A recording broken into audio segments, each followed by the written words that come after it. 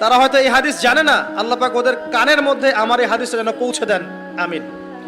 নবী সাল্লাল্লাহু আলাইহি ওয়াসাল্লাম বলেছেন, আমি মেরাজের রাতে যখন গিয়েছি তখন এক শ্রেণীর মানুষকে দেখেছি, ওদেরকে শাস্তি দেয়া হচ্ছে। কি শাস্তি? জাহান্নামীদের রক্ত এবং পুঁজ ওদেরকে খেতে দেয়া হচ্ছে। জিবরাইল আলাইহিস সালামকে জিজ্ঞাসা করা হলো যে এরা কারা? তিনি বললেন, এরা আপনার উম্মতের সেই সব ব্যক্তি যারা মাদকদ্রব্য সেবন করত। আল্লাহ রাব্বুল আলামিন তার হাবিবের মাধ্যমে জানিয়েছেন, যখন কোনো মুসলিম মাদক সেবন করে বা কোনো ব্যক্তি মাদক সেবন করে তখন 40 দিন তার নামাজ কবুল হয় না। এরপর যদি সে তওবা করে তাহলে আল্লাহ পাক তার তওবা কবুল করবেন ইনশাআল্লাহ। যদি সে আবারও মাদক খায় তওবা করার পর, আবার 40 দিন তার নামাজ কবুল হবে না। যদি সে আবার তওবা করে আল্লাহ পাক আবার তাকে মাফ করে দিবেন।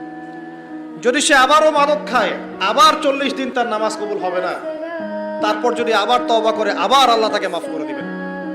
এরপরেও যদি সে আবার মাদক দ্রব্য সেবন করে, নবী সাল্লাল্লাহু আলাইহি ওয়াসাল্লাম বলছেন তাকে আল্লাহ রাব্বুল আলামিন পরকালে মৃত্যুর পরে তিনাতুল খাবাল পান করাবেন। তিনাতুল খাবাল।